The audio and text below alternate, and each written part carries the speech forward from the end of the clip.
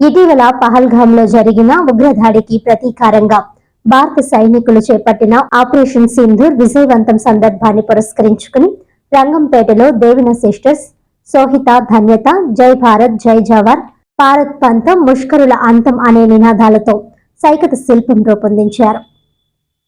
ఈ సందర్భంగా సైకత శిల్పంలోని ఒకవైపు జవానును, మరొక వైపు గర్జిస్తున్న మహిళను 10 గంటల సమయంలో 3 యూనిట్ల ఇసుకతో ఈ సైకత శిల్పాన్ని రూపొందించారు.